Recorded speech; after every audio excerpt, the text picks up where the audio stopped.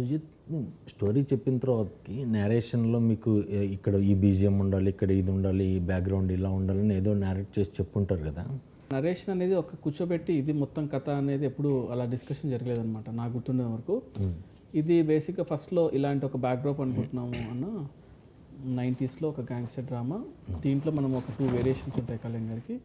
దీన్ని మనం ఎంత రెండింటికి like what's difference we can do and మన వరకు ఈ సినిమా వరకు like what is something knew we can do అనేది ఆయన అన్న కూడా డిస్కస్ చేసి నేను కూడా దాని గురించి డిస్కస్ చేసినప్పుడు యాజ్ వీఆర్ గోయింగ్ ఫ్లో వెళ్తున్నప్పుడు ఫస్ట్ మనం ఒకటి చేస్తున్నాం అనమాట. మేకింగ్ అంటే అనౌన్స్మెంట్ లాగా సినిమా షూటింగ్ స్టార్ట్ అవుతుందని ఒకటి వీడియో చేసాం.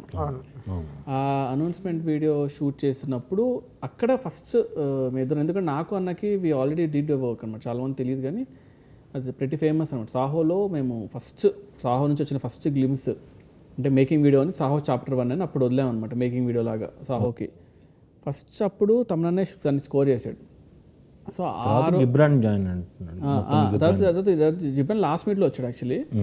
బట్ ఆ వీడియో ఏంటంటే అప్పుడు సడన్గా నాకు ఇది కావాలి, ఎవరు మన కరెక్ట్గా అంటే తమనన్న ఫస్ట్ ఉండింది కాబట్టి తమనన్నకు చేసాం.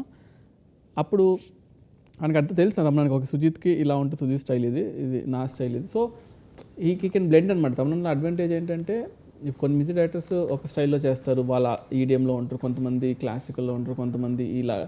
బట్ తమన్నా ఏంటంటే ఈ కెన్ అడాప్ట్ చేసుకుంటా అంటే లైక్ బాటిల్ ఆఫ్ వాటర్ లాగా ఏ విజువల్ ఉంటే దానికి తగ్గట్టు మ్యూజిక్ చేస్తారనమాట. అదొక గ్రేటెస్ట్ థింగ్ అన్న దగ్గర.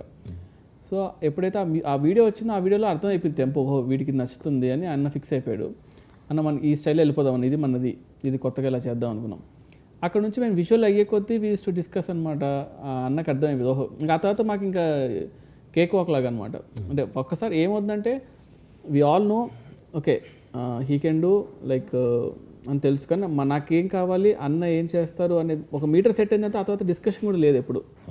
నేను వద్దన్నా కూడా అన్న ఈ ట్రాక్ అన్న ఇది నువ్వు ఇది పంపిస్తేవాడు అనమాట. ఏమన్నా అసలు క్రేజీ అన్న ఇది.